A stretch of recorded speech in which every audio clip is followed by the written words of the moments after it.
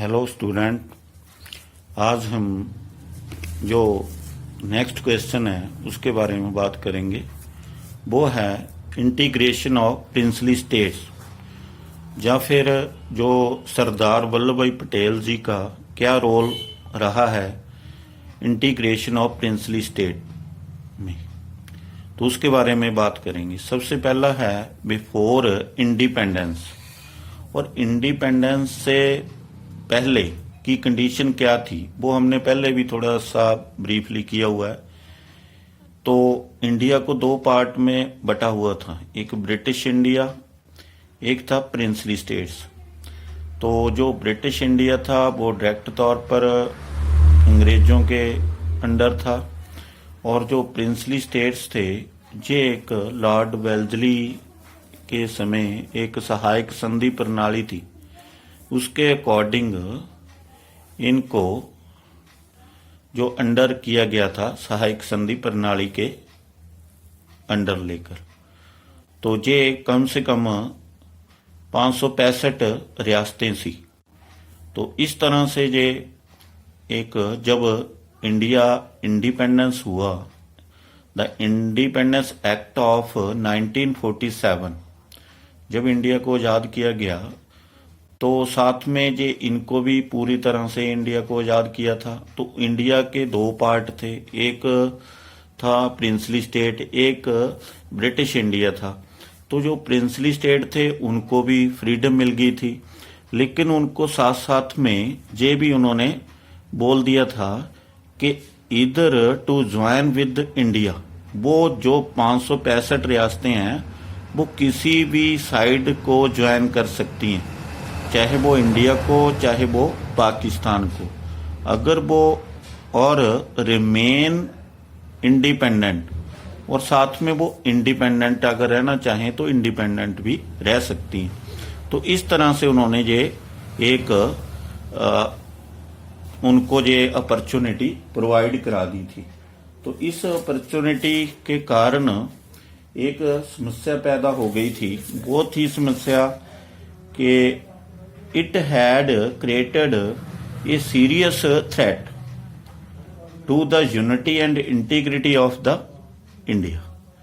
तो ये एक समस्या बन के सामने आ गई थी।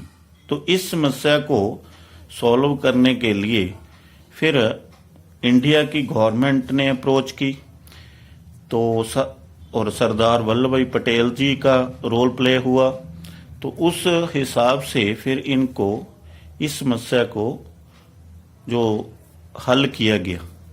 तो सबसे पहला था कि Indian government approach toward the integration of princely states, उनकी क्या अप्रोच रही।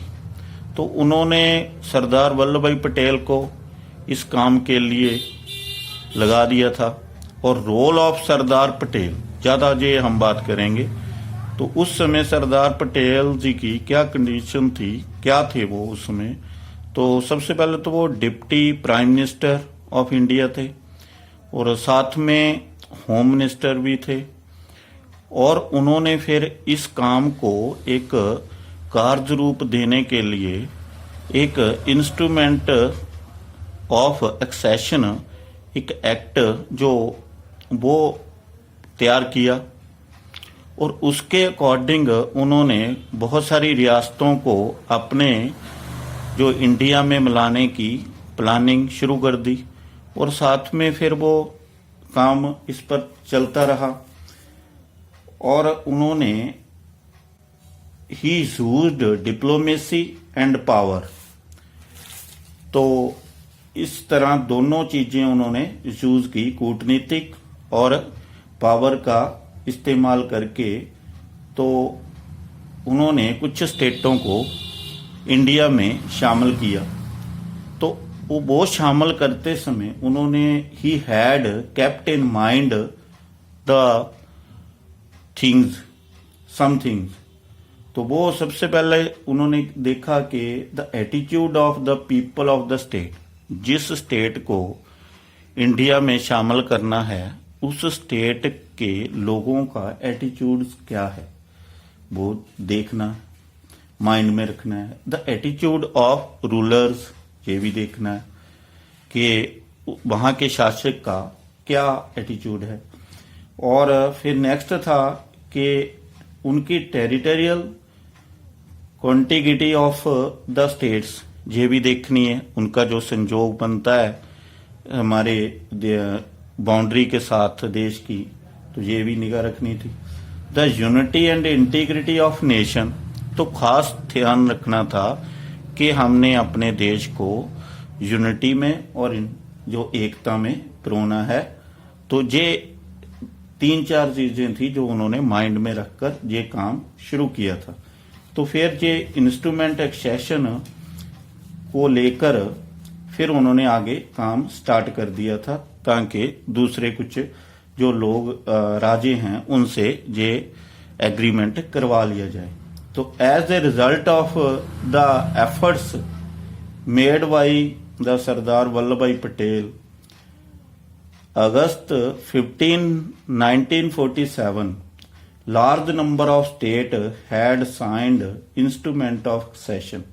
तो बहुत ज्यादा स्टेटों ने 565 में से बहुत सारी रियासतें थी जो जिन्होंने इस पर जो सिग्नेचर कर दिए थे और accession to merge into India में शामिल होने के लिए। तो इस तरह काफी सक्सेस उन्होंने गेन कर ली थी वल्लभ भाई पटेल जी ने।